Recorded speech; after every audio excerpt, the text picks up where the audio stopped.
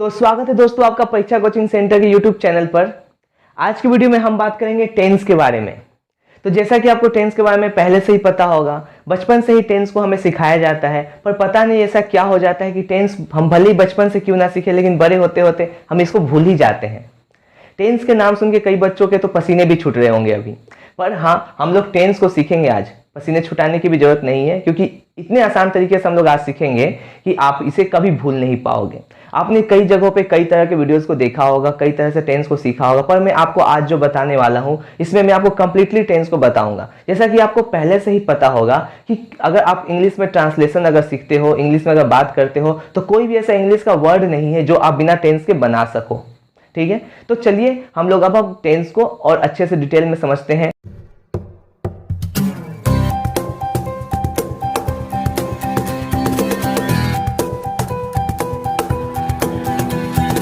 और इस वीडियो को आगे बढ़ाने से पहले मैं आपसे ये कहना चाहूंगा कि अगर आप हमारे चैनल पे नए हैं तो जल्दी से हमारे चैनल को सब्सक्राइब कर लीजिए और बेल आइकन को दबा दीजिए, ताकि फ्यूचर में आने वाले जो हमारे वीडियो के नोटिफिकेशन है आपको समय समय पे मिलते रहे। नहीं तो हो सकता है कि आप ऐसे इंपॉर्टेंट वीडियो को मिस कर दो।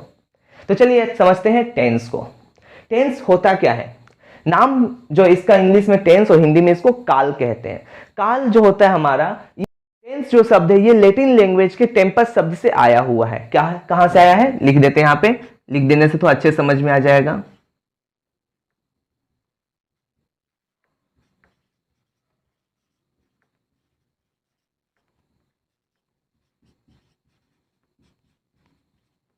इसे देता हूं। लिखने से क्या होगा, आपको अच्छे से समझ में आएगा। और आप इसे, मैं अभी बता देता हूं, आप जो भी मैं आपको बता रहा हूं इसे आप अपने कॉपी में नोट डाउन कर लीजिएगा, क्योंकि बीच बीच में मैं भूल जाता हूं ये बात बताना।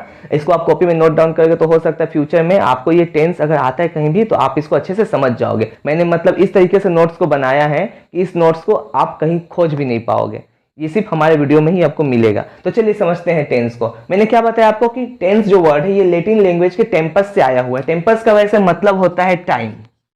क्या मतलब होता है इसका? टाइम। और टाइम का मतलब होता है समय। लेकिन टेंस और टाइम में अभी जमीन आसमान का अंतर होता है। टेंस सिर्फ टाइम को ही नहीं बताता। किसी सेंटेंस में आप अगर टेंस का यूज देखते हो तो उस टेंस में सिर्फ टाइम ही नहीं आता। हाँ, हालांकि उस टेंस में सब्जेक्ट जो होता है, जो कि मैंने आपको पहले बताया था सब्जेक्ट के बारे में, सब्जेक्ट जो होता है वो कुछ ना कुछ काम कर रहा होता है। बिना काम के कोई भी टेंस टेंस नहीं होता। अगर सब्जेक्ट और वर्ब है, यानी सब्जेक्ट कुछ काम कर रहा है, सब्जेक्ट का कुछ एक्शन को बताया जाए, तभी वो टेंस वाला सेंटेंस है, नहीं तो वो टेंस वाला सेंटेंस बिल्कुल नहीं है। ठीक है, तो आप ये बात समझ रहे होंगे। देखिए क्या होता है हमारा ये टेंस।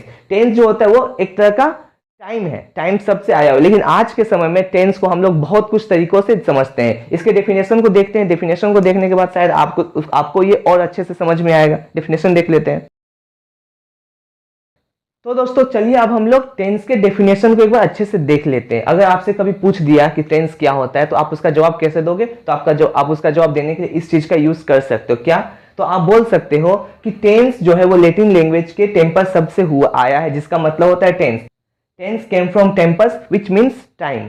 लेकिन इसके साथ आप इसको ऐड करोगे तो और अच्छे समझ में आएगा। क्या?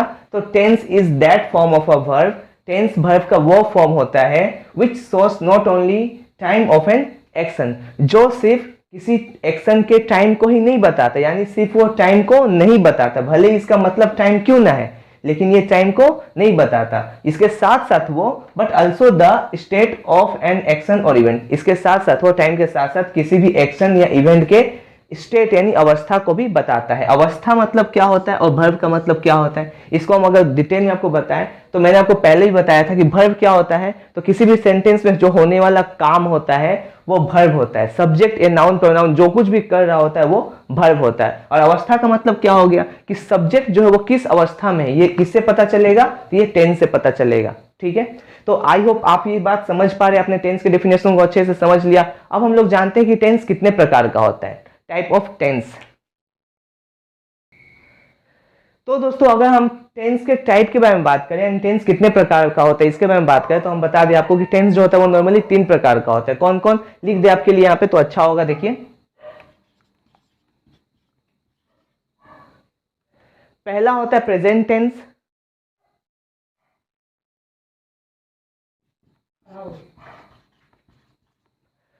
दूसरा होता है पास्ट टेंस,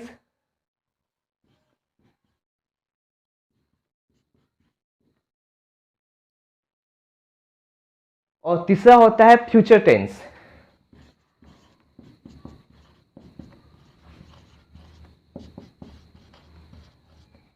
तो इस तरह से मैंने आपको बता दिया कि टेंस कितने तरह का होता है। टेंस 3 तरह का होता है, पहला होता है प्रेजेंट टेंस, दूसरा होता है पास्ट टेंस और तीसरा होता है फ्यूचर टेंस। अब हम एक एक करके पहले टेंस को समझ लेते कि ये होता क्या है। तो बात करेंगे सबसे पहले हम प्रेजेंट टेंस के बारे में। प्रेजेंट टेंस को हिंदी में कहते हैं वर्तमान काल। वर्तमान काल का मतलब क्या हुआ कि हम लोग अभी के समय में हम जो कुछ भी कर रहे हैं वो सारी चीजें वर्तमान काल में आ जाती है। इसका मतलब क्या हुआ कि अभी मैं आपको क्या कर अभी मैं आपको पढ़ा रहा हूं, आप क्या कर रहे हो, आप अभी वीडियो देख रहे हो, आप अभी वीडियो को हो सकता है इसके चीजों को नोट डाउन कर रहे हो। तो ये सारी चीजें आप अभी कर रहे हो, इस टाइम पे कर रहे हो, आप करते हो, आप कर चुके हो, या आप कर रहे हो, लगातार कर रहे हो, या आप हो सकता है 5-10 मिनट से इस काम को कर रहे हो। तो ये सारी चीज जो है वो प्रेजेंट टेंस में आती है। प्रेजेंट टेंस को हिंदी में कहा जाता है वर्तमान काल। ठीक है, तो यहाँ पे लिख देते हैं।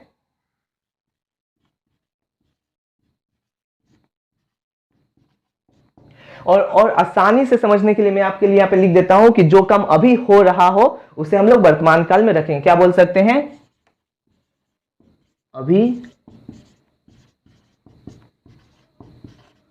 अभी हो रहा काम वर्तमान काल यानी प्रेजेंट टेंस में आता है। इसके बाद हम लोग बात करेंगे फ्यूचर टेंस के बारे में। तो फ्यूचर टेंस इसके बाद हम लोग बात करेंगे पास्ट टेंस के बारे में। पास्ट टेंस का मतलब होता है भूतकाल। भूतकाल का मतलब वो भूत प्रेत वाला भूतकाल नहीं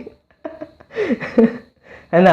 भूतकाल का मतलब भूत प्रेत वाला भूतकाल नहीं। भूतकाल का मतलब होता है समय वाला भूत, यानी समय कब भूत हो जाता है, जो समय बीत चुका होता है उसको भूत कहते हैं। ठीक है, यहाँ पे आप बात को समझिएगा। पास्ट टेंस का मतलब भूतकाल यानी बीता हुआ समय। मतलब आप कुछ देर पहले, 1 मिनट पहले क्या कर चुके थे, आपने क्या किया था, वो सारी चीजें आती है पास्ट टेंस में। आप हो सकता है कि आपको समझने में दिक्कत होगा, मैं अभी यहाँ पे एग्जांपल्स लिखूंगा जिससे कि आप समझ पाओगे, तो वो सब मैं आपको बताते चलूंगा। सबसे पहले इसके हिंदी को लिख लेते हैं, इसको शॉर्ट में क्या कहेंगे उसको लिख लेते हैं। भूतकाल। भूतकाल यानी कि भूतकाल का मतलब क्या, वो बीता हुआ समय या बीता हुआ काम, वो सभी किस में आ जाएगा, भूतकाल में आ जाएगा। तीसरा होता है हमारा type future tense. Future tense का मतलब होता है, इसको हिंदी में कहते हैं भविष्य काल। पहले लिख दे आपके लिए,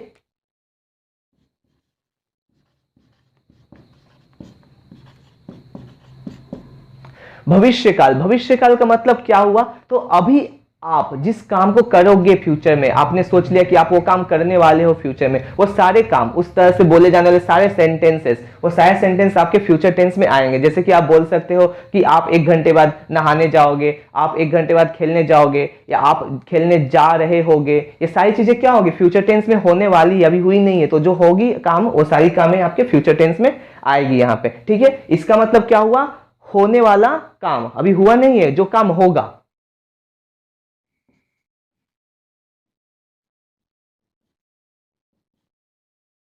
ठीक है, तो आई होप आपने टेंस के टाइप को समझ लिया अच्छे से। Present tense, past tense, future tense क्या होता है आपने समझ लिया। अब हम लोग एक एक टेंस को समझेंगे और ये समझेंगे कि प्रेजेंट टेंस से आने वाले जो भी सेंटेंसेस है, उस सेंटेंस को कैसे आप लोग सॉल्व करोगे, कैसे आप ट्रांसलेट करोगे। यानी प्रेजेंट टेंस का मतलब क्या हो रहा है कि वर्तमान समय में आप जो कुछ भी बातें कर रहे हो, इसको आप कैसे प्रेजेंट टेंस में करोगे, कैसे आप पहचानोगे कि कौन सा सेंटेंस प्रेजेंट टेंस का है, कौन सा सेंटेंस प्रेजेंट टेंस का नहीं है। और हाँ, उन दोस्तों से मैं कह देना चाहता हूं जो अभी हमारे वीडियो को स्किप करने की कोशिश कर रहे हैं, वो सोच रहे हैं कि स्किप कर करके वीडियो को जल्दी जल्दी देख के खत्म कर दे। तो हाँ, ये बात तो जरूर, मतलब हमारी वीडियो तो ऐसे ही बड़ी होने वाली है, क्योंकि प्रेजेंट जो टेंस का जो टॉपिक है वो छोटा नहीं है। अगर आप इसको अच्छे से समझना चाहते हैं तो आपके लिए ये जरूरी है कि आप इसको पूरी तरह से अच्छे से देखें, और क्योंकि अंत तक मैं आपको ऐसी बातें सिखा दूंगा जो शायद आप कहीं सीख नहीं पाए होंगे या आपने सीखा नहीं होगा। ठीक है, तो मैं आपसे उम्मीद करता हूं कि आप इसको अच्छे तरह से पूरी तरह से देखोगे, आप इसके कंप्लीट नोट को भी कॉपी में नोट डाउन करोगे, और इससे जो मैं क्वेश्चंस पूछूंगा उसको भी आप सॉल्व करके हमें जरूर आंसर दोगे। ठीक है, तो चलिए अब आगे बढ़ते हैं और प्रेजेंट टेंस को समझते हैं कि प्रेजेंट टेंस होता क्या, और इसके सभी पार्ट्स को समझते हैं। ठीक है, तो अब हम लोग प्रेजेंट टेंस को एक बार डिटेल में समझ लेते हैं। प्रेजेंट टेंस है उसके एक्शन के स्टेट के अनुसार, यानी कामों की अवस्थाओं के अनुसार को 4 भागों में बांटा गया है। सिर्फ प्रेजेंट टेंस को नहीं, हर एक टेंस को 4 भाग में बांटा गया है। वो पास्ट टेंस हो, वो फ्यूचर टेंस हो, सबको 4 भाग में बांटा गया है। तो चलिए सबसे पहले तो हम प्रेजेंट टेंस को समझेंगे, इसके बाद बाकी को देखेंगे। देखते हैं प्रेजेंट टेंस को कैसे कैसे बांटा गया है। प्रेजेंट टेंस को सबसे पहले डिवाइड किया गया है। सबसे पहला इसका पार्ट है, इसको कहते हैं प्रेजेंट इंडेफिनिट टेंस, यानी कि सबसे पहला रूप कहलाता है प्रेजेंट का इंडेफिनिट रूप, प्रेजेंट इंडेफिनिट टेंस। दूसरा कहलाता है प्रेजेंट कंटिन्यूअस टेंस, और तीसरा कहलाता है प्रेजेंट परफेक्ट टेंस, और लास्ट कहलाता है प्रेजेंट परफेक्ट कंटिन्यूअस टेंस। ये 4 तरह के टेंस है जो सिर्फ प्रेजेंट टेंस के अंदर आते हैं।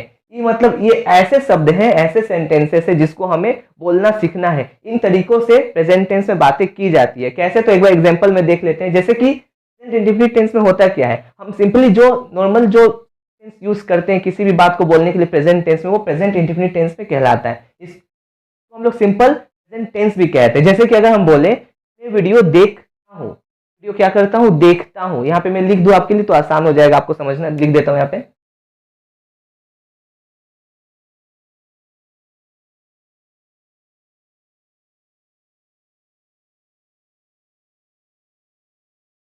मैं बोलूं कि मैं वीडियो देखता हूं तो ये आ जाता है प्रेजेंट इंडेफिनिट टेंस में। दूसरा आता है present continuous tense. Present continuous tense का मतलब क्या होता है, जो बात लगातार जारी रहे। यानी कि अगर मैं बोलूं मैं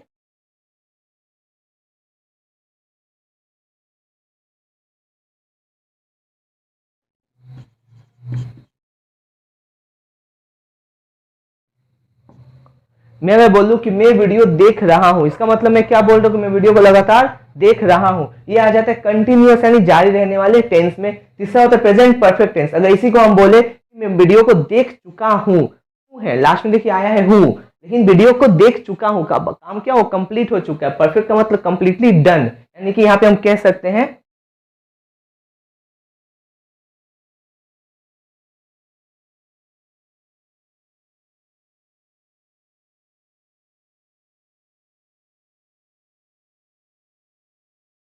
वीडियो को देख चुका हूं, यानी कि काम कंप्लीट हो चुका है। लेकिन अभी भी क्या है, प्रेजेंट टेंस में ही है, क्योंकि यहाँ पे हूं या हा का यूज जा रहा है।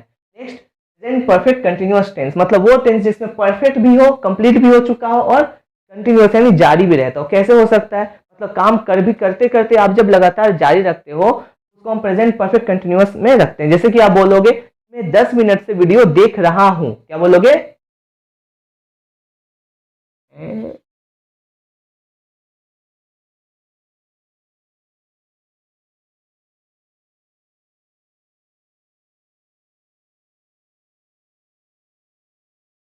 यहाँ पे हमने क्या समझा, मैं 10 मिनट से वीडियो देख रहा हूँ का मतलब क्या हुआ, ये प्रेजेंट परफेक्ट और कंटिन्यूअस दोनों का मिक्स रूप है। इस तरह से प्रेजेंट कंटिन्यूअस टेंस हो गया। तो इस तरह से प्रेजेंट टेंस को 4 भाग में बांटा गया। हम लोग क्या करेंगे, हम लोग एक एक करके present indefinite tense, present continuous tense, present perfect tense और प्रेजेंट कंटिन्यूअस टेंस सभी को समझेंगे और इनके रूल को देखेंगे, इनके पहचान को देखेंगे। क्योंकि अक्सर ये सारी चीजें बहुत जरूरत हो जाती है। क्योंकि अगर आपको प्रेजेंट टेंस पता नहीं होगा, अगर आपको पास्ट टेंस पता नहीं होगा, अगर आपको फ्यूचर टेंस के बारे में पता नहीं होगा, तो कभी भी आपको अगर कोई पैराग्राफ लिखने दिया जाता है, अगर आप पैराग्राफ में बायोग्राफी लिखते हो तो बायोग्राफ में आपको पास्ट की चीजों को लिखना पड़ेगा। आप अगर स्टोरी लिखते हो तो आप स्टोरी में भी आपको पास्ट की चीजों को लिखना पड़ेगा। तो आपको पास्ट टेंस पता नहीं होगा तो आप इसको लिख नहीं पाओगे। अगर आपको किसी तरह का पैराग्राफ लिखने दिया जा रहा है तो उसमें आपको नॉर्मली पैराग्राफ में आपको प्रेजेंट टेंस को दिखाना पड़ता है। जैसे कि इंडिया के बारे में लिखने बोल दिया गया, नेशनल फ्लैग के बारे में लिखने बोल दिया गया, तो प्रेजेंट टेंस में बोला जाएगा दिखाने को।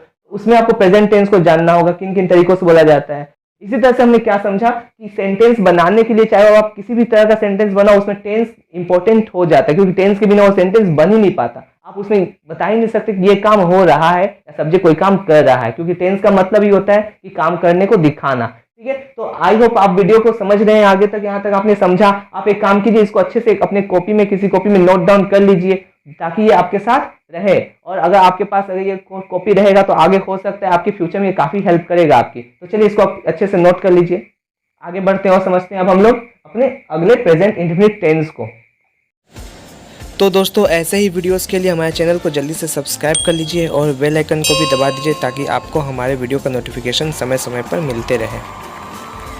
तो चलिए दोस्तों समझते हैं प्रेजेंट इंडेफिनिट टेंस को। प्रेजेंट इंडेफिनिट टेंस को जैसा कि मैंने आपको बताया कि इसको सिंपल प्रेजेंट टेंस भी कहा जाता है, क्योंकि सबसे पहले सिंपली इसी टेंस का हम लोग यूज करके किसी सेंटेंस को बनाते हैं, आगे चल के उसको बदलते हैं। तो इसको मैं लिख दूं आगे ताकि आपको ये समझने में आसानी हो जाए। क्योंकि बहुत बार एग्जाम्स में ये भी पूछा जाता है कि आपको दे दिया जाता है, कहा जाता है सिंपल प्रेजेंट टेंस को खोज के निकालो या इसको सिंपल प्रेजेंट टेंस में ट्रांसलेट करो। तो इस समय बहुत बच्चों को कंफ्यूजन होती है। तो मैं आपको पहले बता दूं कि जो इंडेफिनिट फॉर्म होता है ये सिंपल वाला फॉर्म होता है, यानी कि चाहे वो कोई भी इंडेफिनिट हो, चाहे वो प्रेजेंट इंडेफिनिट हो, चाहे वो पास्ट इंडेफिनिट हो, चाहे वो फ्यूचर इंडेफिनिट हो, सभी का सिंपल फॉर्म कहलाता है इंडेफिनिट। यानी कि ये क्या हो जाएगा, ये सिंपल प्रेजेंट टेंस कहलाएगा।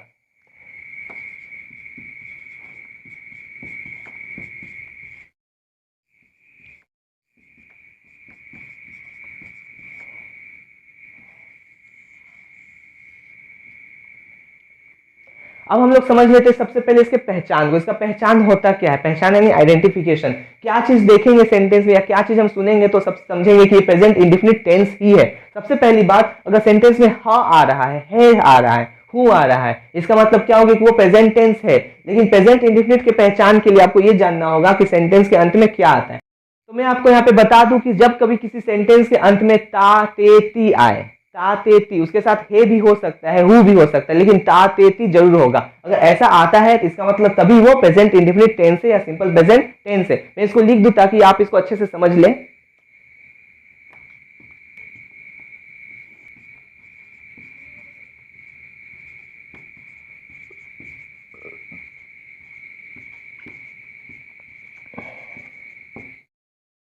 अगर किसी सेंटेंस में अगर ता है, ती है, ते है, इसका मतलब तभी वो प्रेजेंट इंडेफिनिट टेंस है। अब देखिए आगे समझते हैं इसके एक सेंटेंस स्ट्रक्चर को, यानी किस स्ट्रक्चर में इसको हम बदलेंगे। मतलब कभी भी आपके सामने अगर प्रेजेंट इंडेफिनिट टेंस आपने पता लगा लिया तो वो एक तरीका, जिस तरीके से आप इसको बदलोगे। एक बहुत बार हो सकता है प्रॉब्लम्स आती हो बदलने में, आप किसी गलत आइडिया से इसको बदल देते हो, या मन में बहुत सी तरह के ख्याल चलते हैं, आप किसी तरह के सेंटेंस को जानते हो, आपको हैबिट हो जाता है, तो आप जानबूझ के गलती से वही काम कर देते हो जो आपको करना नहीं चाहिए। अगर इसके रूल को आपको पता नहीं होगा, आपको पता नहीं होगा कि प्रेजेंट इंडेफिनिट टेंस कैसे बैठाना है, क्या कहाँ कहाँ पे सब्जेक्ट कहाँ पे वर्ब लगेगा, तब तक आप इसको समझ नहीं पाओगे। इसलिए मैं आपको सबसे पहले इसके स्ट्रक्चर को बता दूं कि इसका स्ट्रक्चर होता कैसे है। तो ये रहा दोस्तों आपका सेंटेंस का स्ट्रक्चर। प्रेजेंट इंडेफिनिट टेंस का जो स्ट्रक्चर वो इस तरह से होता है। सबसे पहले आपको सब्जेक्ट को लिखना पड़ता है, सब्जेक्ट को खोज के बैठाना पड़ता है, इसके बाद वर्ब के फर्स्ट फॉर्म को बैठाना पड़ता है, फिर एस या ईएस को बैठाना पड़ता है, फिर ऑब्जेक्ट और फिर एक्सेट्रा को लिखना पड़ता है। अभी हमको ये समझना होगा कि यहाँ पे सब्जेक्ट, वर्ब का फर्स्ट फॉर्म, एस ईएस या ऑब्जेक्ट होता क्या है। तो चलिए इसको अच्छे से डिटेल में समझ लेते हैं। तो सबसे पहली बात तो सब्जेक्ट, मैंने आपको सब्जेक्ट के बारे में पहले ही बताया है, ठीक है। वर्ब क्या होता है तो मैंने आपको पहले बताया है, और अगर आप चाहते हो इसको अच्छे से समझने के लिए तो आप हमें बोलिएगा, हम आपके लिए एक नया वीडियो लेके आएंगे जिसमें आपको वर्ब की सारी डिटेल जानकारी देंगे। और वर्ब के बहुत से फॉर्म आपको याद करने पड़ते हैं, यहाँ टेंस को समझने के लिए भी बहुत से आपको फॉर्म याद करने पड़ेंगे। अगर आप चाहोगे तो मैं आपके लिए वो वीडियो भी लेके आऊंगा जिसमें वर्ब के बहुत सारे फॉर्म आपको दूंगा, जिसको आप याद कर सकते हैं या कॉपी में नोट डाउन कर सकते हैं। ऐसे ऐसे टेंस को, ऐसे ऐसे सेंटेंसेस को जो ट्रांसलेट होता है उसमें करने में आपकी मदद मिलेगी। आपको अगर चाहिए तो आप हमें बोलिए कमेंट करके, मैं आपको जरूर वो वीडियो ला दूंगा आपके लिए। अगर जरूरत नहीं है तो कोई बात नहीं है, आप यहाँ से भी समझ सकते हैं। देखिए वर्ब का जो फॉर्म होता है, वर्ब का जो फॉर्म होता है वो लगभग 3 तरह का होता है, इससे ज्यादा भी होता है, पर वो कैसे बनता है वो हम अभी आपको बता दें। अभी यहाँ पे हमें जरूरत है 3 तरह के वर्ब के फॉर्म की। वर्ब की फॉर्म कितनी होती है? 3 होती है। देखिए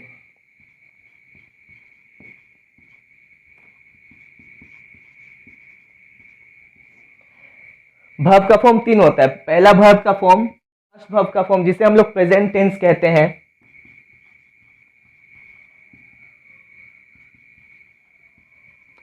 दूसरा वर्ब का फॉर्म जिसे हम पास्ट टेंस कहते हैं।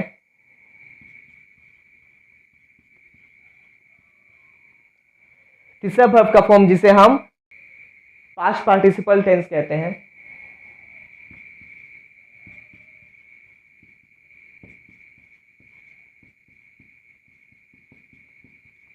और ये 3 वर्ब का फॉर्म ही इंपॉर्टेंट होता है। इसके अलावा भी कुछ वर्ब के फॉर्म होते हैं जिसको समझ लेते हैं। ये होता है चौथा वर्ब का फॉर्म। इस वर्ब के फॉर्म को वर्ब 1 में आईएनजी लगा के बनाया जाता है, यानी कि हम इसको ये भी कह सकते हैं वर्ब के फर्स्ट फॉर्म पे प्लस आईएनजी कर देंगे तो ये हो जाएगा वर्ब का फोर्थ फॉर्म। इसको कहा जाता है प्रेजेंट पार्टिसिपल।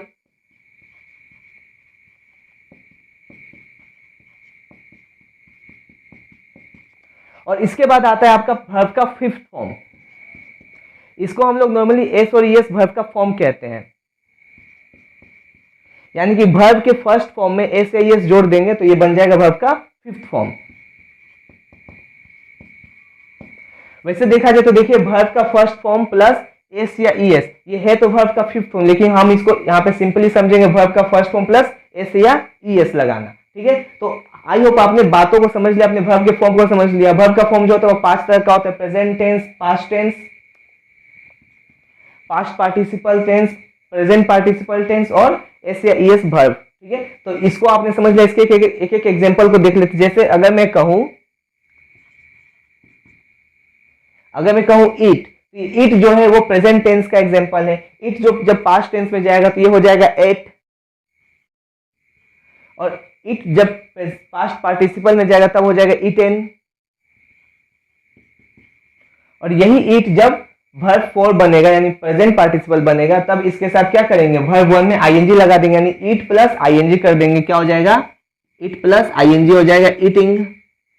और यही जब फिफ्थ फॉर्म बनेगा तो इट में या तो एस लगाएंगे या ईएस लगाएंगे, ये आपके सेंटेंस सॉरी ये आपके वर्ब, जो आपका वर्ब होता है उसके स्ट्रक्चर के आधार पर तय किया जाता है, उसमें एस लगेगा या ईएस लगेगा, तो इट में से नॉर्मली एस लगता है, यानी कि हो जाएगा इट्स।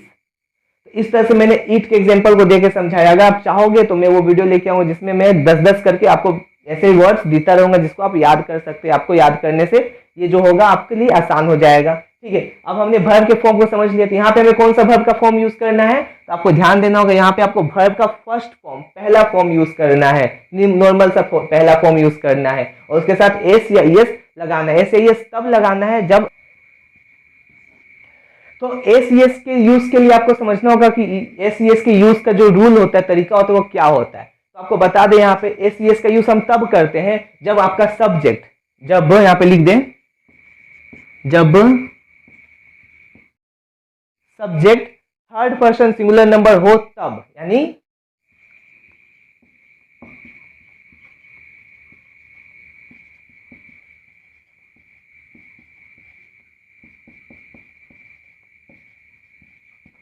जब हमारा सब्जेक्ट यानी सब्जेक्ट की जगह पे जो भी चीज नाउन या प्रोनाउन लगे या कोई किसी तरह का नाम लगे, तो वो अगर थर्ड पर्सन होता है और सिंगुलर नंबर होता है तो वहां पे हम लोग एस या ईएस का यूज करेंगे, किसके साथ, वर्ब के फर्स्ट फॉर्म के साथ। तो आई होप आपने बातों को समझ लिया, लेकिन बहुत से लोगों के मन में कंफ्यूजन होगा कि थर्ड पर्सन क्या होता है या सिंगुलर नंबर क्या होता है। तो इसको एक बार अच्छे से समझ लेते हो। अगर जिसको पता है, जिन लोगों को पता है, तो आप यहाँ पे थोड़ी देर के स्किप भी कर सकते हैं, लेकिन हाँ स्किप करने की जरूरत नहीं है, क्योंकि अगर आप यहाँ पे देखते हो आज इस वीडियो को तो कुछ ना कुछ नया जरूर सीखोगे, ये इस बात की तो गारंटी जरूर है, मैं देता हूँ गारंटी इस बात की आपको। तो चलिए समझते हैं कि जो आपका पर्सन्स होता है वो क्या होता है, पर्सन्स को जान ले।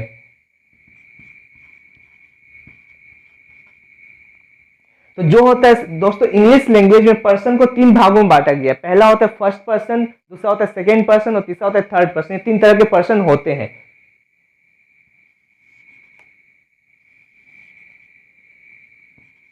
पहला होता है फर्स्ट पर्सन, दूसरा होता है सेकेंड पर्सन और तीसरा होता है थर्ड पर्सन।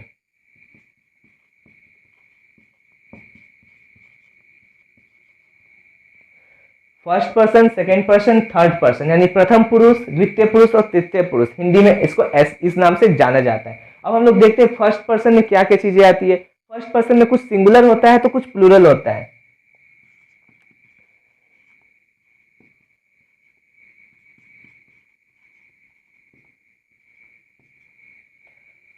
फर्स्ट पर्सन में कुछ नाम ऐसे होते हैं या कुछ सब्जेक्ट ऐसे होते हैं जो सिंगुलर होते हैं और या कुछ प्लूरल होते हैं। यहाँ पे हम यहाँ पे क्या समझ रहे हैं, हम लोग सब्जेक्ट को समझ रहे हैं, सब्जेक्ट के यहाँ पे पर्सन्स को समझ रहे हैं, क्योंकि यहाँ पे आपको पहले ही मैं बता दूं, यहाँ पे किसको समझ रहे हैं हम लोग, सब्जेक्ट के पर्सन को समझ रहे हैं, क्योंकि पहले मैंने आपको बता दिया था। तो सब जो फर्स्ट पर्सन होता है उसमें कुछ सिंगुलर होते हैं तो कुछ प्लूरल होते हैं। सिंगुलर क्या होता है, सिंगुलर होता है आई और प्लूरल होता है वी। सेकेंड पर्सन में सिंगुलर प्लूरल दोनों में आता है आपका यू, यानी अगर कोई आपसे पूछे यू क्या है तो आप बोलोगे यू जो है वो सेकंड पर्सन, सिंगुलर और प्लूरल दोनों है, लेकिन यू के साथ बिहेव किया जाता है हमेशा प्लूरल के जैसे। ठीक है, आगे हम इसके हिंदी को मतलब भी बताते हैं। थर्ड में आपका आता है थर्ड पर्सन, इसमें कुछ सिंगुलर होते हैं और कुछ प्लूरल होते हैं। सिंगुलर यानी यहां पे आप बोल सकते हो ही,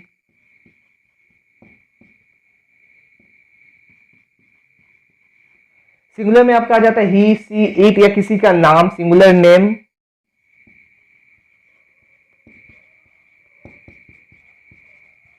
जैसे Ram, Shyam, my father, my brother, ये सारे नेम हो गए जो सिंगली यूज हो रहे हैं और ये थर्ड पर्सन में आते हैं। कैसे आते हैं आपको अभी और डिटेल में मैं बताऊंगा। और प्लूरल में आ जाते हैं जैसे कि जब किसी बहुत से लोगों का नाम थर्ड पर्सन में बुलाया जाता है, जैसे कि दे हो गया या माई ब्रदर्स हो गए, माई सिस्टर्स हो गए या यू एंड मी हो गया। ये जो 2 चीजों के नाम आ गए, ये सारी चीजें जो होती है वो प्लूरल में आ जाती है। अब इसको थोड़ा ध्यान से समझे तो क्या समझेंगे आप लोग, अगर आपको डाउट है तो और इसको अच्छे से डिटेल में समझ लेते हैं। जैसे कि मान लेते हैं कि ये एक पर्सन है जो बातों को कह रहा है। तो जब भी कुछ कहेगा तो अपने बारे में बोलेगा I am, my name is this, और मैं ये आपको बता रहा हूं। तो ये कभी भी अपने आप को बोलेगा या कुछ भी बोलेगा तो अपने आप को ये आई कह के बोलेगा, यानी कि जो बोल रहा है वो अपने आप को क्या कह रहा है, आई कह रहा है। और सबसे पहले बात को शुरू यही करेगा, कोई और नहीं करेगा। सबसे पहले जब तक कोई मैं कह के बातों को शुरू ना करे तब तक कोई और तो कुछ बोल ही नहीं सकता। यानी कि सबसे पहले ये आई बोलता है, आई, और इसके साथ अगर 2-4 लोग हैं तो अपने आप को ये वी कह के बोलेगा।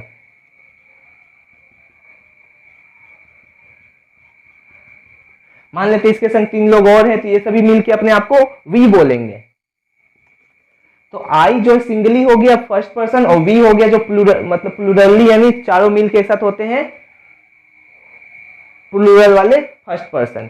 ठीक है, मतलब एक को बोलते हैं आई, और एक से जब ज्यादा होगा तभी से उसको वी बोलने लगेंगे। अब ये आई और वी जिससे बात करेंगे वो होता है सेकंड पर्सन। कैसे, ये सामने वाला व्यक्ति इसको जो भी सुन रहा होगा उसको आई बोलेगा, तुम कह के बोलेगा। आई या तो तुम कह के बोलेगा, या तू कह के बोलेगा, या आप कह के बोलेगा, या तुम लोग कह के बोलेगा, या आप लोग कह के बोलेगा। तो ये सभी चीजें जो होती हैं, इन सभी चीजों के लिए आप सिर्फ एक सिंपल वर्ड यू का यूज करते हो। यानी कि ये क्या हो गया, ये यू हो गया। और आई और वी जब भी बात करें, आई वी और यू जब आपस में बात करेंगे, ये इससे कुछ बोलेगा या ये इससे कुछ बोलेगा, और इनके आसपास जो व्यक्ति नहीं होंगे उनके बारे में अगर ये बात करेंगे तो उसको ये वह या मेरे भाई या मेरे पिताजी ऐसे कह के बात करेंगे। यानी कि वो इंसान सामने नहीं है तो उसको वो थर्ड पर्सन के रूप में बोलेगा, या तो उसका नाम लेके बोलेगा, या वो उसको वह या वे लोग ऐसे कह के पुकारेगा। यानी कि उसको क्या बोलेगा, वो मान लेते हैं अगर वो इन लोगों के बारे में बात कर रहा है तो वे इन लोगों को या तो ही बोलेंगे या सी बोलेंगे, या सभी को वह लोग एक साथ दे बोल सकते हैं। तो इस तरह से ये हमारा फर्स्ट पर्सन जो बातों को कहता है, जो फर्स्ट पर्सन की बातों को सुनता है वो सेकंड पर्सन कहलाते हैं। यानी यू हमेशा सेकंड पर्सन होता है, और फर्स्ट और सेकंड पर्सन जिसके बारे में बात कर रहे होते हैं, जैसे चाहे वो ही, सी, इट या किसी का नाम हो गया, चाहे सिंगुलरली नाम हो या प्लूरली नाम हो, वो सभी नाम जो होते हैं इन तीनों को छोड़ के वो जो सभी नाम होते हैं वो आ जाते थर्ड पर्सन में। आपको एक अपना सेंस लेके चलना होगा। अगर आपको सुन के लगता है कि वो सिंगल है तो वो थर्ड पर्सन का सिंगुलर नंबर में आ जाएगा। अगर आपको लगता है कि वो प्लूरल है तो वो थर्ड पर्सन का प्लूरल नंबर में आ जाएगा। तो मैं आपको यहाँ पे बता दूं कि सब्जेक्ट का थर्ड पर्सन सिंगुलर नंबर यहाँ पे क्या हो जाएगा, वो हो जाएगा ही, सी, इट, या किसी का नाम जो सिंगुलर नाम हो, वो सारे नाम, ये सभी चीजें क्या हो जाएंगे, थर्ड पर्सन सिंगुलर नंबर में आ जाएगा। यानी कि अगर ही, सी, इट किसी का नाम दिखे तो वहां पे एस या ईएस लगाएंगे हम लोग। किसके साथ लगाएंगे, वर्ब के फर्स्ट फॉर्म के साथ लगाएंगे। तो ये तो हुआ हमारा अफर्मेटिव का रूल, इसको कहेंगे हम लोग अफर्मेटिव रूल।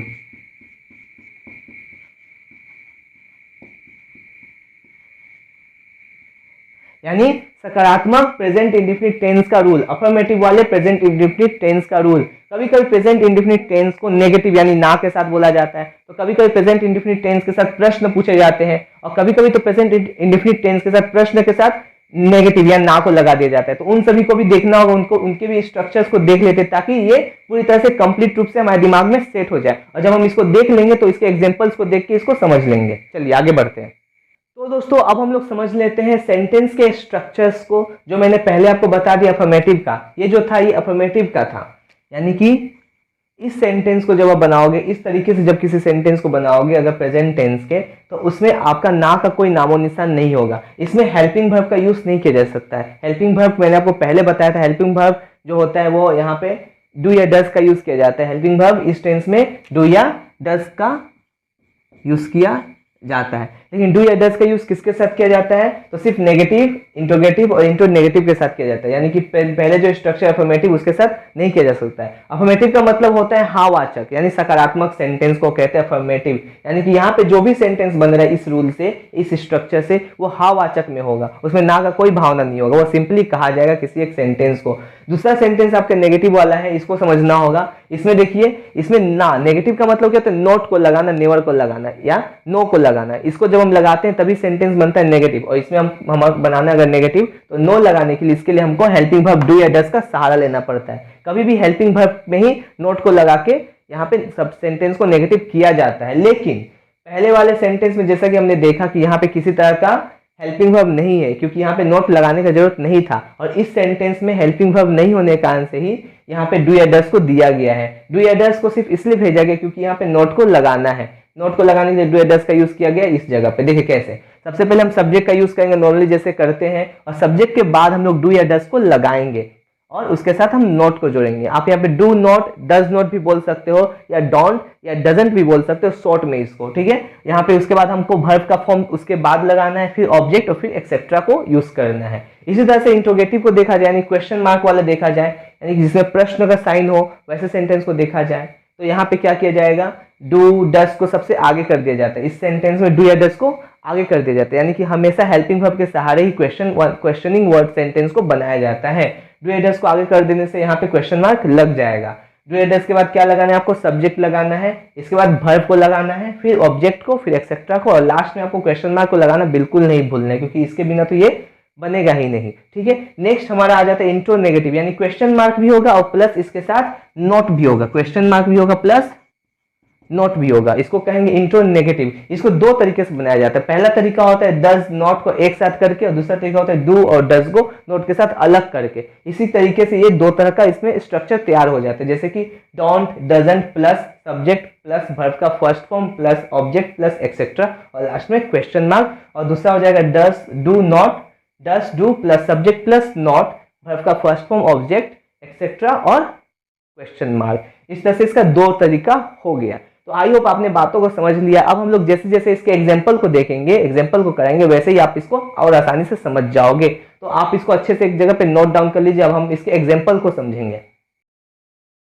तो दोस्तों अब हम लोग एग्जाम्पल को देख के समझते हैं कि इसको कैसे ट्रांसलेट करना है। तो हमारा पहला एग्जाम्पल कहा गया है वे पाठ लिखते हैं। तो जब कभी आपको ऐसा सेंटेंस दिया जाए या आप ऐसा सेंटेंस सुनते हो और उसको आपको इंग्लिश में ट्रांसलेट करना है, तो आप सबसे पहले उसको पहचानोगे। कैसे पहचानोगे, तो मैंने आपको इसके पहचान में बताया था कि अगर सेंटेंस के लास्ट में ता ते ती हो तो वो क्या हो जाता है, वो प्रेजेंट इंडेफिनिट या सिंपल प्रेजेंट टेंस हो जाता है। तो देखिए इसके भी लास्ट में ता ते ती और हे, मैंने बोला था हे लग भी सकता है नहीं भी लग सकता है, यानी कि यहाँ पे ये जो सेंटेंस है प्रेजेंट इंडेफिनिट टेंस है, ठीक है। ये तो क्लियर होगा आपके लिए, क्या है ये क्लियर हो गया होगा कि ये कौन सा टेंस है, प्रेजेंट इंडेफिनिट टेंस है, क्योंकि इसके पहचान में ते है। दूसरी बात आपको कुछ चीजों को पहचानना होगा। जब सबसे पहले आपको यहाँ पे पहचानना होगा कि सब्जेक्ट क्या है। किसी भी सेंटेंस में दो चीजों को आप सबसे पहले पहचानिएगा, पहला होता है वो सब्जेक्ट और दूसरा होता है वर्ब, क्योंकि इसके बिना वो टेंस पूरा हो ही नहीं सकता। सब्जेक्ट और वर्ब को आप पहचान लिए तो बाकी चीजों को पहचानना वो आसान हो जाता है, बड़े आसानी से आप उसको पहचान लोगे। तो सब्जेक्ट किसको कहेंगे,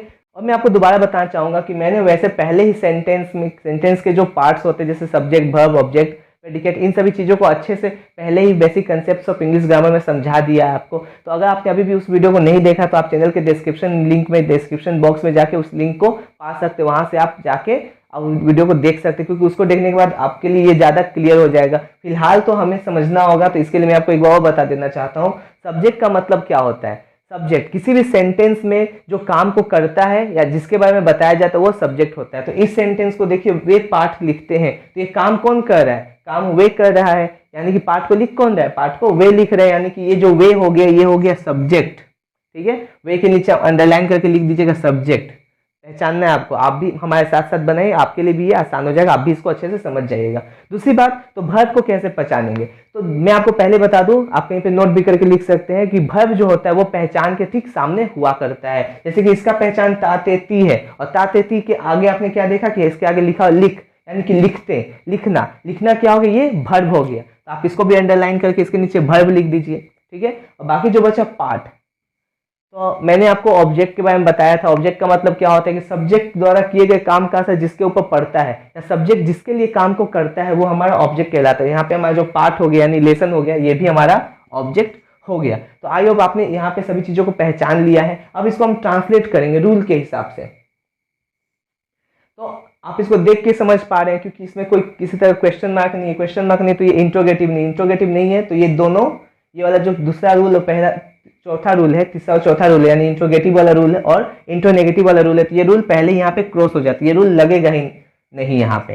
दूसरा, यहाँ पे ना नहीं है, नेगेटिव का कोई सेंस नहीं है, ना का भाव नहीं है, इसका मतलब यहाँ पे नेगेटिव वाला भी रूल नहीं लगेगा। तो बस यहाँ पे सिर्फ पहला वाला रूल लगेगा, ठीक है। तो इसको बनाते अब।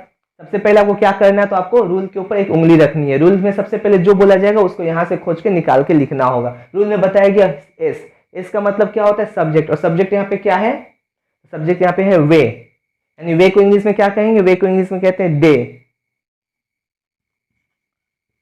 यहाँ पे दे का काम हो जाने के बाद फिर आगे बढ़ाएंगे उंगली, आगे उंगली बढ़ाएंगे तो हमें मिलेगा वर्ब का फर्स्ट फॉर्म। वर्ब यहाँ पे क्या है, लिखना, लिखने का फर्स्ट फॉर्म क्या हो जाएगा, राइट।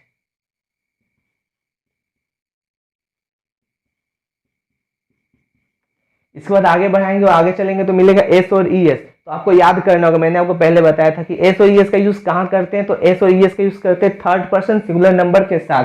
तो दे हमारा जो सब्जेक्ट है ये थर्ड पर्सन तो है, लेकिन ये दे यानी बहुत सारे हो गए, और जब बहुत सारे हो गए यानी सिंगुलर नहीं रहा, और जब सिंगुलर नहीं रहा तो यहाँ पे इसके वर्ब के साथ हमको एस ई एस को नहीं लगाना है। हम आगे बढ़ जाएंगे और आगे बढ़ेंगे तो क्या करना है, ऑब्जेक्ट का काम करना है। यहाँ पे ऑब्जेक्ट क्या है, पार्ट यानी लेशन, यानी कि दे राइट अ लेसन, यानी कि क्या बोलेंगे, दे राइट अ लेसन। यहाँ पे हो गया हमारे यहाँ पे ट्रांसलेशन। तो आई होप आपने इसको समझ लिया कैसे करना है। अब इसके हम नेगेटिव इंट्रोगेटिव वाले पार्ट को भी कर लेते हैं। यहाँ पे देखिए दूसरे एग्जांपल में क्या कहा गया है, वे पाठ नहीं लिखते। नहीं का मतलब क्या हो गया, ये नेगेटिव में चला गया, तो जैसे उसको बदला था वैसे इसको भी बदलेंगे। नेगेटिव बनाने के लिए हमें क्या करना है, तो हमें बस यहाँ पे देखिए सब्जेक्ट और सब्जेक्ट के बगल डज नॉट या डू नॉट का यूज कर देना है, और सब्जेक्ट हमारा जिस हिसाब से होगा उसी हिसाब से यहाँ पे डस या डू लगेगा। डस में देखिए ई एस लगा हुआ है। नॉर्मली तो यहाँ पे हम डू वर्ब का यूज करते हैं हेल्पिंग वर्ब के तौर पे, लेकिन यहाँ पे हमने ई एस लगा दिया है क्योंकि इसे हमें जब थर्ड पर्सन सिंगुलर नंबर होगा तो इसे हमें एस ए एस लगा के बदलना पड़ता है। डू के साथ ई एस लगता है, एस का यूज नहीं करते हैं। देखिए यहाँ पे वे पाठ नहीं लिखते, इसको कैसे बदलेंगे, फिर से वही काम कीजिए। आप अपना एक उंगली यहाँ पे रूल पे रखिए। सबसे पहले किसका काम करना है, सब्जेक्ट का काम करना है। यहाँ पे सब्जेक्ट क्या है, तो उसी पहले वाले के साथ सब्जेक्ट यहाँ पे दे यानी वे लोग हैं, इसको लिख देना है। इसके बाद हमें डू या डज का यूज करना है, तो यहाँ पे क्या लगेगा आपको बताना होगा। दे जो है थर्ड पर्सन सिंगुलर नंबर है, नहीं है, नहीं है तो यहाँ पे हम डू का यूज करेंगे। और डू के साथ हमें क्या लगाना है, नॉट लगाना है। आप यहाँ पे इसको डायरेक्ट भी कर सकते हैं, आप कह सकते हैं डू नॉट या डोंट। आप इसको ये भी कह सकते हैं और ये भी कह सकते हैं, दोनों कह सकते हैं। दे डू नॉट, इसके बाद कहाँ जाना है, वर्ब के फर्स्ट फॉर्म में। वर्ब का फर्स्ट फॉर्म क्या है, लिखना यानी राइट। और फाइनली क्या करना है, ऑब्जेक्ट बैठाना। ऑब्जेक्ट यानी अ लेसन, यानी they don't write a lesson. ये हो गया हमारे नेगेटिव में ट्रांसफॉर्मेशन। आगे देखिए, क्या वे पाठ को लिखते हैं, ये क्वेश्चन वाला यानी इंट्रोगेटिव वाला, इसमें ना का कोई भाव नहीं, नेगेटिव नहीं, लेकिन ये इंट्रोगेटिव है, तो इसको भी इसी के हिसाब से बदलेंगे जो रूल हमें पहले से दिया गया है। देखिए रूल में क्या कहा गया है कि अगर किसी भी चीज को इंट्रोगेटिव में बदलना है, किसी भी चीज को इंट्रोगेटिव में बदलना है तो उसके हेल्पिंग वर्ब को आगे लेके आना पड़ेगा। तो इसके भी हेल्पिंग वर्ब को आगे लेके आते हैं। हेल्पिंग वर्ब क्या है इसका, डू या डस है। यहाँ पे हमारा सब्जेक्ट है वे, तो वे के हिसाब से यहाँ पे डू लगेगा, तो डू को आगे लेके आते हैं डू। क्या करना है, सब्जेक्ट, सब्जेक्ट क्या है हमारा, दे, वर्ब का फर्स्ट फॉर्म, और ऑब्जेक्ट हमारा अ लेसन। और भूलना नहीं है लास्ट में क्या बैठाना है, क्वेश्चन मार्क, क्योंकि अगर क्वेश्चन मार्क ही नहीं तो ये इंट्रोगेटिव कैसा। Do they right a lesson, क्या वे लिखते हैं लेसन, तो ये हो गया हमारा इंट्रोगेटिव। तो इस तरह से हमने इंट्रोगेटिव वाले एग्जांपल को भी कर लिया। अब आगे देखते हैं इंट्रो नेगेटिव को करके देखते हैं इसमें, यानी कि इंट्रोगेशन के साथ नेगेटिव। यहाँ पे क्या भी है और नहीं भी है, इसको रूल के हिसाब से बदलेंगे कैसे, देखिए।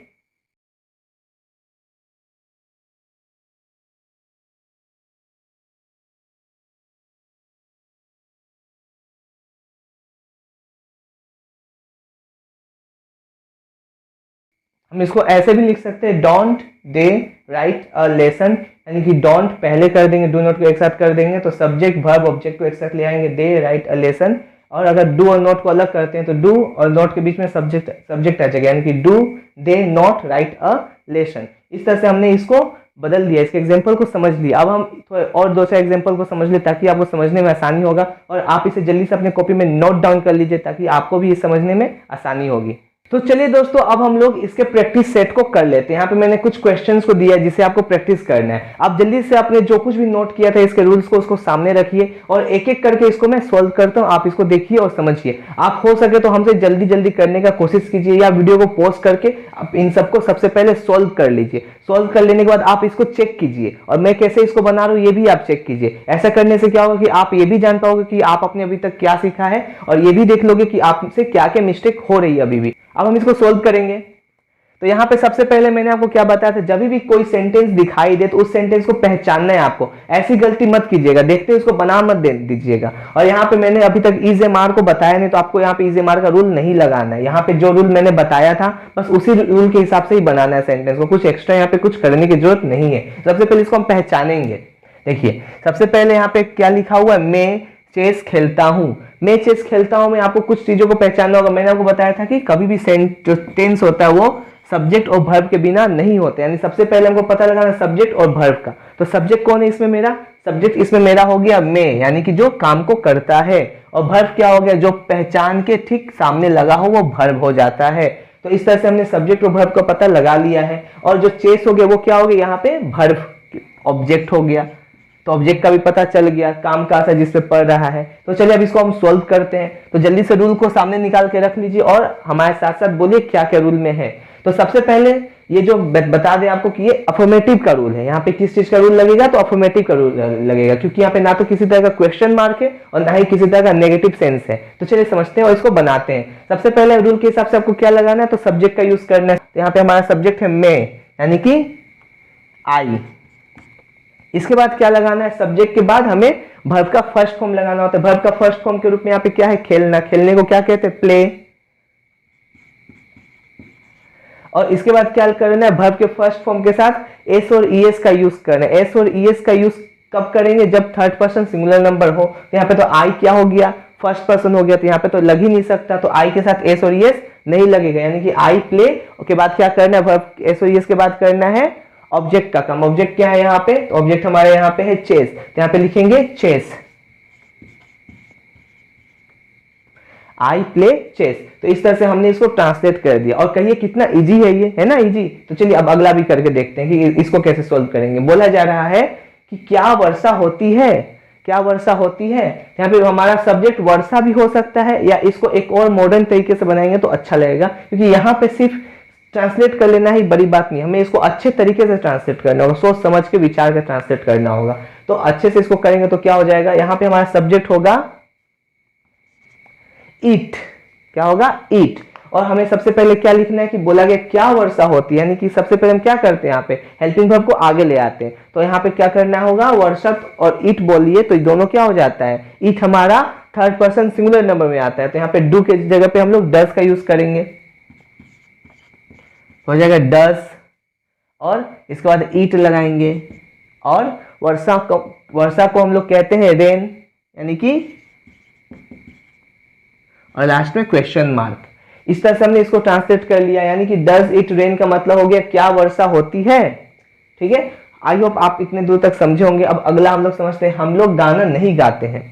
अगर आपको यहाँ पे कोई भी डाउट रह जाता है तो हाँ, आपको एक और बात बता दें कि आप जल्दी से हमें कमेंट कर दीजिए, या आपको हमारे थंबनेल में भी हमारा फोन नंबर दिया गया होगा, हमारा व्हाट्सएप नंबर दिया होगा। वहां पे आप अपने व्हाट्सएप पे जाके, हमारे व्हाट्सएप पे जाके आप इसका अपना कॉपी का फोटो लेके उस वहां पे सोल्व करके इसे हमें भेज दीजिए, जहां पे हम आपके सोल्व किए गए आंसर को चेक करेंगे और मिला के जो आपको भेजेंगे। और जहां जहां जो भी गलतियां होगी या जो भी बताना होगा वहीं पे आपको जवाब दे देंगे। अब अगला करते हैं, हम लोग गाना नहीं गाते। देखिए यहाँ पे क्या बोला जा रहा है, यहाँ पे नहीं आ गया। नहीं आ गया इसका मतलब ये नेगेटिव सेंस में चला गया। तो इसको कैसे बनाएंगे, इसका भी रूल सामने रखना होगा। जैसा कि मैंने आपको पहले बताया था कि जब भी ऐसा सेंटेंस दिया जाएगा उसको पहचान लिया, तो हमने इसमें से अब सब्जेक्ट को खोज लेना है। यहाँ पे सब्जेक्ट हो जाएगा हम लोग, यानी हम लोग को क्या कहेंगे, हम लोग वी। सब्जेक्ट के बाद क्या करना पड़ता है, सब्जेक्ट के बाद हमें यहाँ पे नोट लगाना है ना। नोट लगाने के लिए डू या डस का यूज करेंगे। तो आप बताइए जल्दी से, वी के साथ क्या लगेगा, डू या डस। यहाँ पे वी के साथ डू लगेगा, क्योंकि वी फर्स्ट पर्सन है ना कि थर्ड पर्सन। ठीक है, तो वी डू, और डू के साथ जैसे ही डू लगे यहाँ पे हम नोट लगा देंगे, वी डू नॉट। नेक्स्ट क्या करना है, वर्ब का फर्स्ट फॉर्म लगाना है, क्या, गाते हैं। ते के साथ लिखा है गा, यानी कि वर्ब क्या है, गाना। तो गाने को कहते हैं sing. Do we do not sing. और क्या सिंग, तो गाना सिंग, यानी कि a song. We do not sing a song हमारा हो गया ट्रांसलेट, हम लोग गाना नहीं गाते हैं का। अगला होता है वह मार्केट जाता है। यहां पे हमारा सब्जेक्ट क्या हो गया, वह। और देखिए ये जाता है ना कि जाती है, जाता है इसका मतलब ये लड़का है, यानी कि वह, ही वाला वह, ना कि सी वाला वह। ठीक है, और ये हो गया हमारा वर्ब, और बाकी हो गया हमारा जाने का असर जिस पे हो गया मार्केट। तो इसको सोल्व करेंगे हम लोग। सबसे पहले हम लोग करेंगे सब्जेक्ट का काम यानी कि ही। इसके बाद हम लोग लगाएंगे वर्ब का फर्स्ट फॉर्म, यानी जाने का वर्ब का फर्स्ट फॉर्म गो। अब यहाँ पे एस या ईएस का यूज करना है, तो बताए यहाँ पे एस या ईएस लगेगा कि नहीं लगेगा। तो जल्दी जल्दी आप अपने कॉपी में देखिए एस या ईएस लगेगा या नहीं लगेगा, जल्दी बताइए। आपको पता होगा यहाँ पे कि ये जो ही है ये थर्ड पर्सन है और सिंगुलर नंबर भी है, तो यहाँ पे हम लोग एस या ईएस का यूज करेंगे। और एस या ईएस का रूल एक तरीके से किया जाता है। मैंने आपको जब सिंगुलर से प्लूरल वाला समझाया था टॉपिक, तो उसमें मैंने आपको बताया था एस का यूज किसके साथ करना है और ईएस का यूज कहाँ पे करना है। तो आप उस वीडियो को अगर देख लेते, काफी पहले बताया था मैंने उसको, तो उसको अगर आप देखते हो तो ये आपको आसानी से समझ में आ जाएगा। मैं यहाँ पे बता दूं कि गो के साथ ईएस का यूज करना होता है। ठीक है, ही गोस कहाँ, मार्केट, ही गोस मार्केट। यानी यहाँ पे हमने सेंटेंस तो बना दिया लेकिन अभी भी कुछ फीका फीका सा लग रहा है। यहाँ पे एक और सेंटेंस, एक और वर्ड का जरूरत है यहाँ पे जिसको लगाना जरूरी है, जो कि होता है हमारा टू। जब क्योंकि यहाँ पे सेंस हो रहा है जाने का किसी और जाने के, जब सेंस से हम इस सेंटेंस को जब ट्रांसलेट करते हैं यहाँ पे मार्केट के पहले टू का यूज करेंगे, क्योंकि टू एक तरह का प्रीपोजिशन है जिसको पहले आपको बताया जा चुका है। अब देखिए नेक्स्ट और लास्ट हमारा क्या है, क्या वह ऑफिस नहीं जाता। यहाँ पे क्वेश्चन मार्क भी है और प्लस नॉट भी, यानी इंट्रो नेगेटिव है या नेगेटिव इंट्रोगेटिव है। इसको हम लोग ट्रांसलेट करेंगे कैसे, देखिए। सबसे पहले अपना रूल सामने निकालिए। रूल में क्या कहा गया है, सबसे पहले या तो आप डोंट या डज नॉट का यूज कर सकते हैं या डू या डज का यूज पहले कर सकते हैं। तो दोनों तरीके से बनाते हैं हम। यहाँ पे क्या लगाएंगे, डू या डज नॉट। देखिए यहाँ पे वह जाता है यानी कि वो लड़का है, यानी कि यहाँ पे ही लगता है, और ही के साथ हम हमेशा डज का यूज करते हैं। यहाँ पे हो जाएगा does, doesn't, subject he, doesn't ही। और हमारा काम क्या हो रहा है, वर्ब का फर्स्ट फॉर्म क्या हो रहा है, गो, doesn't he go.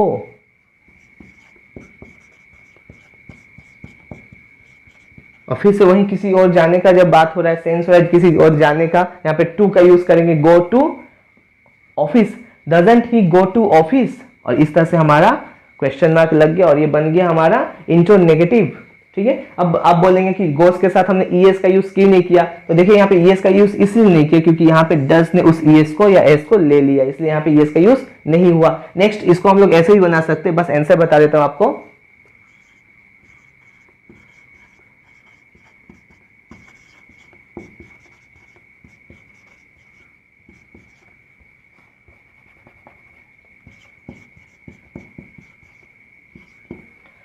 Does he not go to the office, यानी कि यहाँ पे हमने क्या किया, यहाँ पे हमने नॉट को अलग कर दिया और डज को अलग कर दिया। जब नॉट और डज को अलग करेंगे तो इन दोनों के बीच में ही को लगाना पड़ता है। तो आई होप आपने आज के एग्जांपल को अच्छे से समझ लिया है, आपने जान लिया कि प्रेजेंट इंडेफिनिट टेंस होता क्या है और इसके अलग अलग जो पार्ट्स होते हैं, अलग अलग बोलने के तरीके होते हैं, चाहे वो इंट्रोगेटिव हो गया, चाहे वो अफर्मेटिव हो गया, चाहे वो नेगेटिव हो गया, आपने अच्छे से समझ लिया है। अब आपने अगर इसको अच्छे से समझ लिया है तो जल्दी से वीडियो को लाइक करके चैनल को सब्सक्राइब कर दीजिए और इसको इतना ज्यादा शेयर कीजिए कि ये सारी चीजें जो आपने सीखी ये किसी और को भी सीखने का मौका मिले। ठीक है, तो आगे बढ़ते और हम लोग समझेंगे अब प्रेजेंट कंटिन्यूअस टेंस को। तो दोस्तों अब हम लोग समझते हैं प्रेजेंट कंटिन्यूअस टेंस के बारे में। प्रेजेंट कंटिन्यूअस टेंस शुरुआत में मैंने आपको बताया था, कंटिन्यूअस का यहाँ पे मतलब होता है जो चीजें जारी रहती है, यानी जो चीजें लगातार चल रही होती है। ये ऐसा टेंस है जिसमें काम शुरू तो हुआ है लेकिन अभी तक खत्म नहीं हुआ, ये काम अभी भी जारी है। इसी कारण से, अपने इसी गुण के कारण से इसको हम लोग कभी कभी प्रेजेंट प्रोग्रेसिव टेंस भी कहते हैं। यानी क्या कहते हैं, इसे हम लोग प्रेजेंट प्रोग्रेसिव टेंस भी कहते हैं और इसके साथ साथ इसे हम लोग प्रेजेंट इम्परफेक्ट टेंस भी कहते हैं, क्योंकि ये परफेक्टली डन नहीं है इसलिए इसको हम प्रेजेंट इम्परफेक्ट टेंस भी कहते हैं।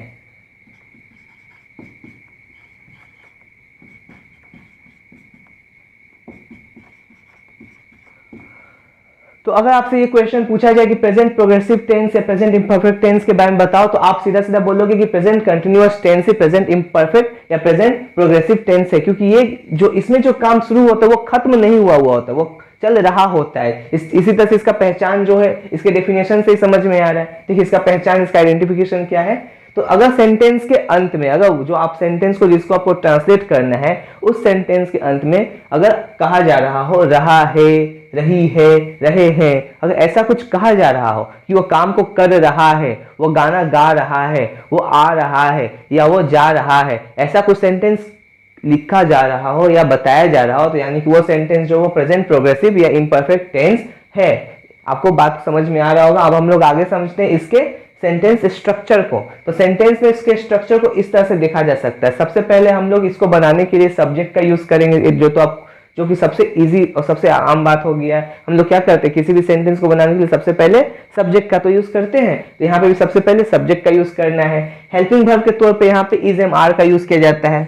हेल्पिंग वर्ब के तौर पे यहाँ पे इज एम आर जैसे बी वर्ब का यूज किया जाता है। और इसके साथ साथ आपको अब हेल्पिंग वर्ब के बाद आपको क्या लगाना है, वर्ब 1 प्लस आईएनजी, जिसे आप लोग वर्ब का फोर्थ फॉर्म भी कहते हो। शुरुआत में मैंने आपको इसके बारे में जानकारी दे दी थी। और इसके साथ आपको जो है ना ऑब्जेक्ट, अंत में एक्सेट्रा, और इसके बाद ये कंप्लीट हो जाएगा। और मैंने जो भी आपको स्ट्रक्चर बताई है, स्ट्रक्चर आपका है अफर्मेटिव का, तो इसको भी आपको ध्यान में रखना होगा।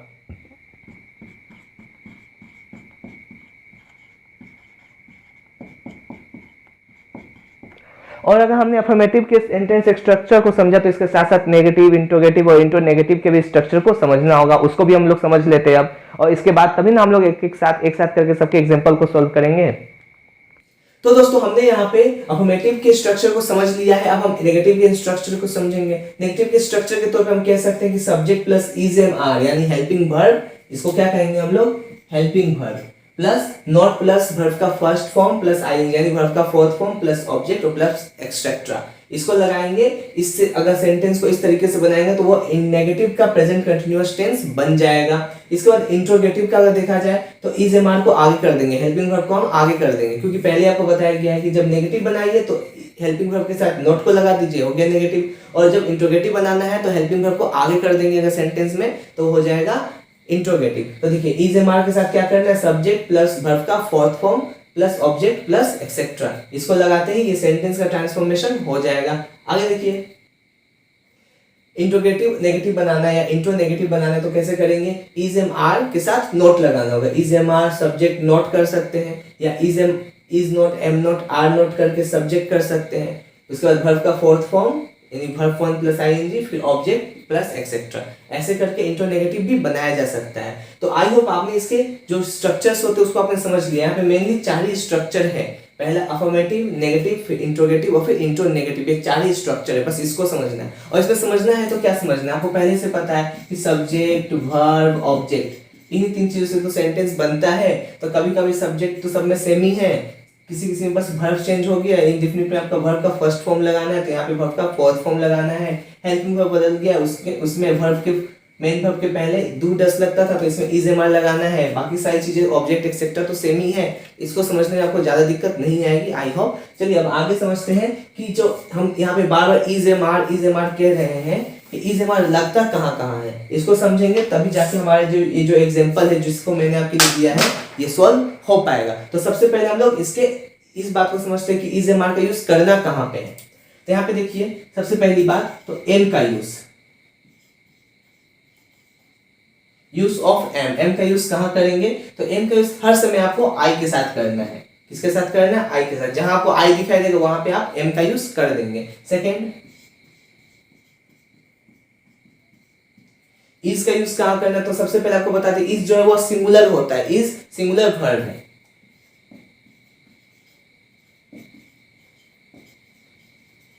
और जो सिंगुलर वर्ब होता है वो सिंगुलर सब्जेक्ट के साथ लगता है, यानी कि ये ही, सी, इट, दे किसी के साथ, यानी कि ये ही, सी, इट और किसी के नाम के साथ ही लग सकता है। यहां पे लिख दें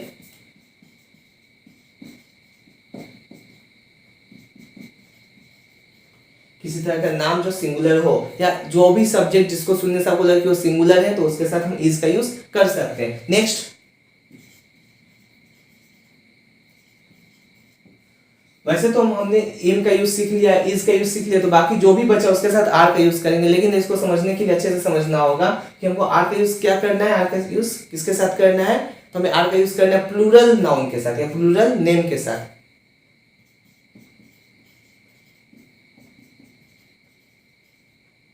दूसरा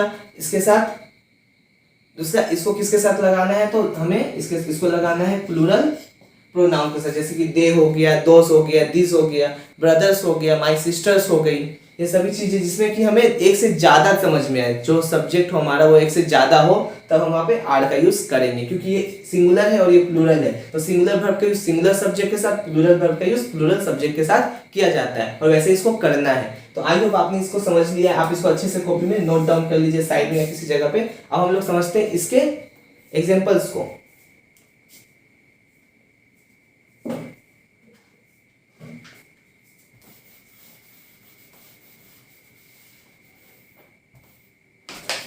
देखिए पहले एग्जांपल में क्या कहा गया, राम क्रिकेट खेल रहा है। यहाँ पे सब्जेक्ट क्या हो गया हमारा, सेंटेंस में काम कौन कर रहा है, तो राम कर रहा है। पहचान क्या है, रहा है, रही है, इसके साथ लगा हुआ खेल हमारा हो गया वर्ब। बाकी जो कुछ भी बचा उसको एक्सेट्रा बोलिए या ऑब्जेक्ट बोलिए, काम हो जाएगा हमारा, इसको हम ऑब्जेक्ट बोलेंगे। तो राम क्रिकेट खेलता है, कैसे बनाएंगे इसको हम, सबसे पहले हम किसका काम करेंगे, सबसे पहले सब्जेक्ट का काम करेंगे। देखते ही क्योंकि आपको पता चल जा रहा होगा कि अफर्मेटिव का कहा गया सेंटेंस है, तो सबसे पहले किसका काम करेंगे, सब्जेक्ट का काम करेंगे। सब्जेक्ट क्या है हमारा, राम। यहाँ पे सबसे पहले लिखिएगा राम। राम के साथ क्या करना है, यहाँ पे इज, एम, आर में से कुछ लगाना है। तो आप बताइए राम सिंगुलर है, प्लूरल है, या फर्स्ट पर्सन सेकंड पर्सन क्या है। तो राम थर्ड पर्सन है और ये सिंगुलर है, तो इसके साथ क्या लगाएंगे, इज का यूज करेंगे। एम का यूज तो कर ही नहीं सकते क्योंकि आई के साथ एम लगाना है। आर का यूज नहीं करेंगे क्योंकि ये प्लूरल नहीं है, साफ साफ समझ में है कि एक है। जब एक है तो इसके साथ इज का यूज करेंगे, यानी राम इज। इसके बाद वर्ब का फर्स्ट फॉर्म क्या है खेलने का, प्ले। और प्ले के साथ क्या करना है आपको, आईएनजी लगाना है। वर्ब का फोर्थ फॉर्म बनाना है तो आईएनजी जोड़ देंगे। राम इज प्लेइंग, क्या खेल रहा है, ऑब्जेक्ट हमारा। इसके बाद क्या है, क्रिकेट। तो इस तरह से हमने अफर्मेटिव के जो स्ट्रक्चर थे उसके हिसाब से हमने ट्रांसलेशन कर लिया है। अब हम लोग इसको देखते हैं, इसमें क्या बोला गया है। यहाँ पे आपका नहीं लिखा गया है, यानी कि नेगेटिव वाला स्ट्रक्चर यहाँ पे लगेगा। तो चलिए इसको भी बदल लेते हैं। यहाँ पे ज्यादा कुछ नहीं करना, बस यहाँ पे क्या करना है, सब्जेक्ट इसमें भी था, इसमें भी सब्जेक्ट है, इज एम आर के साथ बस नोट लगा देना है। तो यहाँ पे हमको पता है पहले से कि इज लगेगा, तो इसके साथ नोट लगा देंगे, यानी राम इज नोट। ऐसे लगा सकते हैं या इसको ऐसे इजंट कर सकते हैं, राम इजंट।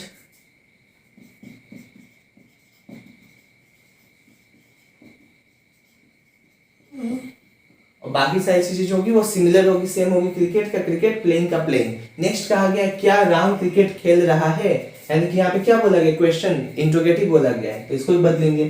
सेम इसके रूल को देख लेते हैं। इज एम आर को आगे कर देना है, बाकी सारी चीजों को सेम टू सेम रखना है, यानी कि यहाँ पे क्या हो जाएगा, इज आगे, इज राम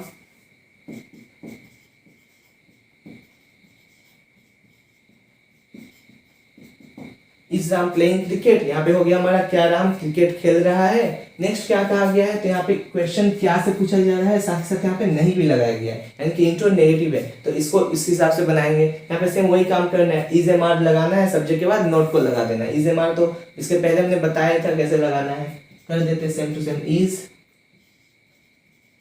सब्जेक्ट हो गया राम और इसके साथ क्या लगा देना, not. Is Ram not playing cricket,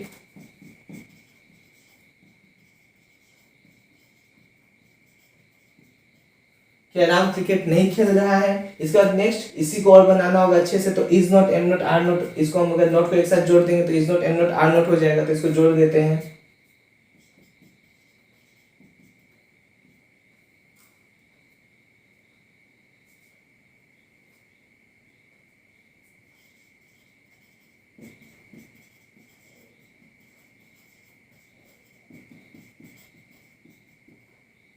is not Ram playing cricket. तो इस तरह से हमने इसको भी सोल्व कर लिया। तो आई होप आप बातों को समझ पा रहे होंगे, यहाँ पे हमने क्या क्या किया आपने सब अच्छे से समझा होगा। तो अब हम लोग आगे बढ़ते हैं और इसके और एग्जांपल्स को सोल्व करेंगे। वैसे आपको बता दें कि इससे जुड़े जो भी एग्जांपल्स है, एक्स्ट्रा एग्जांपल्स को हम वीडियो के लास्ट में भी देंगे, जिसको आपको सोल्व करके हमें कमेंट करके बताना है, या आप हमें इसे व्हाट्सएप पे भी सेंड कर सकते हैं, जहाँ इसको हम सोल्व करके टिक करके आपको वापस फॉरवर्ड कर देंगे। ठीक है, तो उम्मीद है कि आप इसको अच्छे से समझ रहे होंगे। आपने इससे कुछ ना कुछ नया तो जरूर सीखा होगा, और अगर आपने नया कुछ सीखा है तो जल्दी से वीडियो को शेयर करके दूसरों को भी ये सीखने का मौका जरूर दीजिएगा। ठीक है, आगे बढ़ते हैं अब हम लोग। तो दोस्तों आपने प्रेजेंट कंटिन्यूअस टेंस को अच्छे तरह से समझ लिया है। अब हम इसके प्रैक्टिस सेट को देख लेते हैं। प्रैक्टिस सेट को करते ही ये आपको और अच्छे तरीके से समझ में आने लगेगा। चलिए देखते हैं कि इसको कैसे और सॉल्व किया जा सकता है, और आपको अगर ऐसा सेंटेंस बनाने को मिले तो आप इसको कैसे सॉल्व करोगे। तो जैसा कि सबसे पहले मैंने आपको बताया था कि प्रेजेंट कंटिन्यूअस टेंस का पहचान होता है रहा है, रही है, रही हूँ, जो भी है, रहा रहेगा और है रहेगा उसके साथ में, तो ये उसका पहचान होता है। यानी कि यहाँ पे जितने भी मैंने सेंटेंस दिए हैं सब इससे जुड़े हुए ही दिए हैं। इसके बाद आपको बताया था मैंने कि जब इसको ट्रांसलेट करेंगे हम लोग बदलेंगे इंग्लिश में, तो सब पहचान देख के इसको पकड़ लेंगे कि ये क्या है। और सबसे पहले किस चीज को खोजेंगे, तो सब्जेक्ट को खोजेंगे और वर्ब को खोजेंगे। इस दो चीज का हमेशा पता करके रखेंगे कि सब्जेक्ट क्या है और वर्ब क्या है। बाकी रही बात रूल की, तो रूल तो आपको याद होगा ही, और अभी मैं आपको बता दूंगा और डिटेल में तो और जानकारी मिल जाएगी आपको। तो देखिए सबसे पहले क्या करना है, सब्जेक्ट का पता लगाना है। सब्जेक्ट हमारे यहाँ पे क्या है, तो सब्जेक्ट हमारा है आई मतलब मैं मतलब आई, यानी कि यहाँ पे हमारा सब्जेक्ट हो गया मैं। इसके बाद आपको बताया गया था कि वर्ब उसके साथ लगा होता है जहां पहचान होता है, पहचान के ठीक पहले वर्ब लगा होता है। यानी यहाँ पे पहचान है रहा हूं, इसके पहले जो शब्द लगा हुआ वो है हमारा वर्ब। तो ये दो चीजें पता चल गई तो आपको ये जो टेंस बनाना ये काफी आसान हो जाता है। अब इसके बाद एक बार इसके रूल की तरफ नजर दोहरा लेते हैं। हमारा रूल क्या था, देखिए subject plus is am are plus verb 1 plus ing, यानी वर्ब 4 भी बोल सकते हैं, प्लस ऑब्जेक्ट प्लस एक्सेट्रा। तो ये हमारा रूल था। रूल के हिसाब से आपको क्या करना है, सबसे पहले तो आप सबसे पहले क्या करोगे, रूल पे उंगली रखोगे, यहाँ पे एस फॉर सब्जेक्ट, यहाँ पे लिखना है सबसे आगे सब्जेक्ट को। सब्जेक्ट हमारा है मैं को इंग्लिश में बोलते हैं आई का काम हो गया। आई के साथ बताइए इनमें से क्या लगेगा, तो आपको बताया गया था कि आई के साथ लगता है एम, यानी कि यहाँ पे लगाएंगे एम, आई एम। इसके बाद बोला गया था आपको वर्ब 1 प्लस ing करना है। वर्ब क्या है हमारा, तो जा को हम लोग जाना बोलते हैं, मतलब जाने को क्या बोलेंगे, जाने का मतलब होता है गो, और गो के साथ लगाना है ing, यानी कि गोइंग हो जाएगा हमारा। और गोइंग के बाद जो बचा हमारा ऑब्जेक्ट और एक्सेट्रा, तो इसको पहचानना आसानी है क्योंकि जो सब्जेक्ट और वर्ब के अलावा जो कुछ भी बचा वो या तो आपका ऑब्जेक्ट होगा वो या वो एक्सेट्रा होगा। इनको हमेशा लास्ट में बैठाना है, तो इसके लिए चिंता करने की कोई बात नहीं है। ये लास्ट में बैठाना है तो जो कुछ भी बचेगा उसको सेंस के अनुसार, अपने सेंस के अनुसार सोच समझ के उसको लास्ट में बैठा देना है। तो बचा क्या हमारा हॉस्पिटल, तो हॉस्पिटल को यहाँ पे लिख देंगे, यानी कि आई एम गोइंग हॉस्पिटल। तो देखिए ये थोड़ा सा अटपटा सा लग रहा है क्योंकि मैंने आपको पहले एक और चीज के बारे में बताया था कि यहाँ पे एक प्रीपोजिशन नाम का भी शब्द जो है वो बैठता है जो इनके मीनिंग को, इनके संबंध को बताता है। तो आप यहाँ पे देखोगे गोइंग के साथ हॉस्पिटल का एक संबंध है। हॉस्पिटल जाने के लिए एक स्पीड का भाव होता है, एक मूवमेंट का भाव समझ में आता है, यानी कि आपको यहाँ पे टू लगाना होगा प्रीपोजिशन। तो इस तरह से हमारा हो गया I am going to hospital, जो मैं हॉस्पिटल जा रहा हूँ का इंग्लिश में मतलब है। तो ये आपका हो गया ट्रांसलेशन। इसी तरह से आपको बाकी वाले को भी ट्रांसलेट करना है, ठीक है। तो अगला करके देखते, अगले में क्या करने दिया गया है, वह नोबल लिख रहा है। जैसा कि ये वाला था वैसा ही ये भी है, इसमें भी अफर्मेटिव वाले रूल के हिसाब से इसको बदलना है। वह नोबल को लिख रहा था, यहाँ पे हमारा सब्जेक्ट क्या हो जाएगा, तो सब्जेक्ट वही होता है जो सेंटेंस में काम को करता है, वह जो है वो हमारा सब्जेक्ट हो गया, वह सब्जेक्ट हो गया। वर्ब क्या हो जाएगा, तो पहचान के ठीक पहले वाला वर्ब हो जाएगा, वर्ब हो गया, लिखना क्या हो गया वर्ब। और बाकी जो कुछ भी बचा वो हमारा या तो ऑब्जेक्ट होगा या एक्सेट्रा होगा। तो लिखने का असर नोबल पे पड़ता है, यानी कि नोबल हमारा ऑब्जेक्ट हो गया। अब इसको ट्रांसलेट करेंगे। आपको एक उंगली रखना है रूल के ऊपर, दूसरी उंगली रखनी है कॉपी पे पेन के साथ। देखिए वह क्या है, सब्जेक्ट, और सब्जेक्ट का काम सबसे पहले करेंगे। अब यहाँ पे देखिएगा कि वह रहा है, यानी कि वो जेंट्स है, यानी कि वो लड़का है। लड़का के लिए हम लोग वह का जो मीनिंग होता है वो ही बनाते हैं इंग्लिश में, ठीक है। इसके बाद ही के साथ क्या लगता है, इज एम आर में से आपको बताना होगा। तो इज एम आर में से इज लगता है ही के साथ, क्योंकि ही और इज दोनों एक सिंगुलर वर्ब और सिंगुलर नाउन है, प्रोनाउन है। सिंगुलर सब्जेक्ट और सिंगुलर वर्ब है, इसलिए इज लगेगा। इसके बाद वर्ब का फोर्थ फॉर्म यानी वर्ब 1 प्लस ing, यानी क्या हो गया यहाँ पे लिख को बोलेंगे राइट, और राइट के साथ वर्ब 4 जब बनाएंगे इसको ing जोड़ेंगे तो हो जाएगा राइटिंग, ही इज राइटिंग। और लास्ट में बचा हमारा ऑब्जेक्ट का काम करना, तो ये हो गया नोबल हमारा object, he is writing Nobel. तो इस तरह से हमने वह नोबल लिख रहा है को बदल दिया ही इज राइटिंग नोबल से, ठीक है। तो ये हमारे इंग्लिश में इसको ट्रांसलेट कर दिया हमने। नेक्स्ट है क्या तुम खेल रहे हो। यहाँ पे देखिए क्वेश्चन मार्क, यानी कि इंट्रोगेटिव में पूछा गया प्रश्न है, इंट्रोगेटिव में दिया गया काम है। तो इसको कैसे ट्रांसलेट करेंगे, तो मैंने आपको पहले बताया था कि जब कभी भी इंट्रोगेटिव से पूछा जाता है, क्वेश्चन मार्क देके दिया जाता है, काम को बदलने के लिए बोला जाएगा, तो आपको हेल्पिंग वर्ब को आगे लेके जाना होगा सब्जेक्ट के। तो ये इज एम आर जो है वो सब्जेक्ट के आगे चला जाएगा, यानी कि रूल के हिसाब से ये आगे आ जाएगा, इज एम आर हो जाएगा आगे, इसके बाद सब्जेक्ट हो जाएगा। और बाकी जो भी चीजें थी वो सेम टू सेम रह जाएगी, यानी कि verb 1 plus ing, object plus etc, ये सब कुछ सेम टू सेम रह जाएगा। और लास्ट में जोड़ देना आपको क्वेश्चन मार्क। इस तरह से ये भी हो जाएगा। ट्रांसलेट करके देखते हैं इसको, हम इसे भी ट्रांसलेट कर लेते हैं। यहाँ पे क्या कहा करने दिया गया है, तो यहाँ पे बताया गया आपको कि मैंने आपको पहले ही रूल बता दिया कि सबसे पहले आपको सब्जेक्ट के हिसाब से इज एम आर को बैठाना होगा। जैसा कि यहाँ पे इज एम आर को आगे बैठाना है तो हमें पहले ही सब्जेक्ट को सोच लेना है। यहाँ पे सब्जेक्ट क्या दिया गया, तुम का मतलब यू, और यू के साथ हमेशा प्लूरल वर्ब लगता है, यानी कि यहाँ पे इज एम आर में से आर लगेगा सबसे पहले। यहाँ पे आपको लिख देना होगा आर के बाद में लगाएंगे तुम यानी यू। तो यहाँ पे हो गया हेल्पिंग वर्ब का काम हो गया और सब्जेक्ट का काम हो गया। अब हमको क्या करना है, वर्ब 1 प्लस आईएनजी, यानी कि खेलने को क्या कहते हैं, प्ले, और प्ले में आईएनजी कर देंगे तो हो जाएगा प्लेइंग। यहाँ पे हो गया हमारा आर यू प्लेइंग, पर ये कंप्लीट नहीं है, ऐसे अब ये कंप्लीट हो गया। आर यू प्लेइंग, क्या तुम खेल रहे हो। इस तरह से ये भी ट्रांसलेट हो गया। नेक्स्ट क्वेश्चन है, पंछी आकाश में नहीं उड़ रहे हैं। यहाँ पे देखिए, यहाँ पे आपका जो सेंटेंस ये ना में दिया गया, यानी नेगेटिव में दिया गया। नहीं का मतलब क्या होता है, नेगेटिव में दिया गया सेंटेंस। तो इसको भी ट्रांसलेट करेंगे। जैसा कि मैंने आपको पहले बताया था, जो ना होता है नेगेटिव में, जो ना हम लोग लगाते हैं ट्रांसलेट करते समय, उस ना को यानी नोट को हेल्पिंग वर्ब के साथ जोड़ा जाता है, यानी कि सब कुछ सेम टू सेम रहेगा रूल के हिसाब से। बस इज एम आर के साथ हमको नोट को जोड़ देना है, क्योंकि इसको नेगेटिव बनाना है। तो चलिए इसको भी बना के देखते हैं। तो यहाँ पे हमारा सब्जेक्ट क्या है, कौन काम को कर रहा है, पंछी क्या कर रहे हैं, तो उड़ रहे हैं और आकाश में उड़ रहे हैं। तो उड़ने वाला क्या काम हो गया, हमारा वर्ब हो गया। तो बनाए इसको अब हम लोग रूल के हिसाब से। सबसे पहले काम करेंगे सब्जेक्ट का। सब्जेक्ट हमारा पंच यानी कि बर्ड, और बर्ड के साथ क्या लगाएंगे, अब यहाँ पे देखिएगा, पंछी आकाश में नहीं उड़ रहे हैं। उड़ रहे हैं का मतलब हो गया बहुत सारे पंछी, एक पंछी नहीं, एक से ज्यादा है, यानी कि यहाँ पे बर्ड्स हो गया। और जब यहाँ पे बर्ड्स हो गया, ये प्लूरल हो गया, तो हमारे पे इज एम आर में से यहाँ पे लगा देंगे हम आर को, क्योंकि आर भी प्लूरल हो गया। नेक्स्ट क्या करना है, तो इसमें नहीं था, इस नहीं के लिए हमको हेल्पिंग वर्ब के साथ नोट जोड़ना होगा। तो यहाँ पे लगा देंगे नोट, आर नोट, इसको ऐसे ही बोल सकते हो, और शॉर्ट में आर नट बोल सकते हो। नेक्स्ट हमें करना है वर्ब 1 प्लस आईएनजी काम। वर्ब क्या है यहाँ पे, उड़ना। उड़ने को क्या बोलते हैं, फ्लाई, यानी कि हो जाएगा flying. Birds are not flying. और लास्ट बचा हमारा ऑब्जेक्ट या एक्सेट्रा, जो कि है आकाश में, यानी कि इन द स्काई,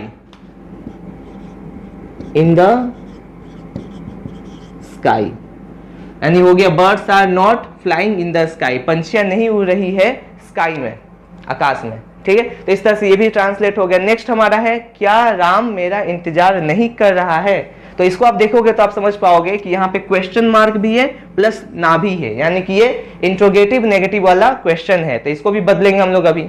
एक बार इसके रूल को देख लेते। रूल क्या होगा हमारा, तो मैंने आपको पहले बताया था, जब क्वेश्चन रहता है तो हमारा जो हेल्पिंग वर्ब होता है वो आगे चला जाता है, यानी कि इज एम आर पहले आ जाएगा।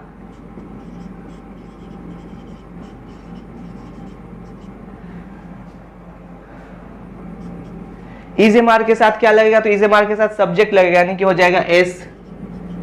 और सब्जेक्ट के साथ आपको यहाँ पे नहीं लगाना होगा, क्योंकि अगर नॉट और इज एम आर यानी हेल्पिंग वर्ब को अलग करते तो नॉट सब्जेक्ट के बाद लगता है और हेल्पिंग वर्ब सब्जेक्ट के पहले लगता है।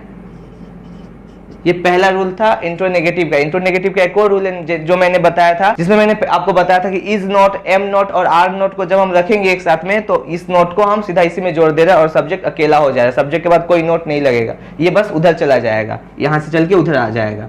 फिर यहाँ पे क्या करेंगे हम लोग, वर्ब का फोर्थ फॉर्म यानी वर्ब का फर्स्ट फॉर्म प्लस आईएनजी करेंगे, plus object plus etcetera plus question mark. और इतना करने से ही हमारा जो ये ट्रांसलेशन ये पूरा हो जाएगा। चलिए करके देखते हैं इसको। अब सबसे पहले क्या करना है, इज एम आर में से कुछ लगाना है। तो यहाँ पे देखिए राम है, राम क्या एक नाम है, सिंगुलर नाम है, यानी कि यहाँ पे हो जाएगा इज। इसके साथ लगाएंगे राम। और राम क्या नहीं कर रहा है, काम को नहीं कर रहा है, नहीं कर रहा है इसका मतलब नोट। और क्या नहीं कर रहा है, काम क्या हो रहा है यहाँ पे, कर रहा है। कर रहा है तो काम नहीं होगा, यहाँ पे देखिए इंतजार और कर रहा है के बीच में नहीं लग गया, यानी कि इंतजार नहीं कर रहा है। यहाँ पे हमारा जब हमको इंतजार नहीं कर रहा है का मीनिंग पता ही है, तो हम इसको करना अलग इंतजार अलग नहीं करेंगे, हम सीधा लिखेंगे वेटिंग, वेट प्लस आईएनजी, यानी इज राम नॉट वेटिंग। और मेरा को बोल देंगे फॉर मी। इसका मतलब क्या, राम मेरा इंतजार नहीं कर रहा है, यानी कि is Ram not waiting for me. इस तरह से आपका ये जो ट्रांसलेशन ये पूरा हुआ और आई होप आपने इस वीडियो को अच्छे तरीके से समझ लिया, इस क्वेश्चन को, आंसर को, प्रैक्टिस को भी अच्छे से समझ लिया है। तो अब स्क्रीन पे आपको कुछ क्वेश्चन दिए जाएंगे जिसको आपको सोल्व करके हमें आप व्हाट्सएप पे भी भेज सकते हैं या सोल्व करके आप कमेंट बॉक्स में भी कमेंट करके हमें जवाब उसका दे सकते हैं। तो इस तरह से आज का जो हमारा वीडियो है ये यहीं पे समाप्त होता है। हमने यहाँ पे प्रेजेंट टेंस को जो उसके दो पार्ट है यानी कि इंडेफिनिट टेंस और कंटिन्यूअस टेंस को अच्छे से समझ लिया है। अगले पार्ट में हम इसके परफेक्ट और परफेक्ट कंटिन्यूअस वाले पार्ट को समझेंगे जिसको डिटेल में जानना है, उसके प्रैक्टिस सेट को भी करना है। बीच में हम आपके लिए एक प्रैक्टिस सेट को भी लेके आएंगे जिसको आपको पूरा कंप्लीट रूप से देखना है। तो जुड़े रहिए हमारे चैनल के साथ और जल्दी से अगर आपने हमारे चैनल को सब्सक्राइब नहीं किया तो सब्सक्राइब कर लीजिए। वीडियोस को अगर आपको पसंद आया तो हमारे वीडियोस को लाइक कीजिए, इसे शेयर कीजिए ताकि ज्यादा से ज्यादा लोग इस वीडियो का फायदा उठा सके। और तब तक के लिए मिलते हैं आपसे अपने नेक्स्ट वीडियो में। जय हिंद, जय भारत।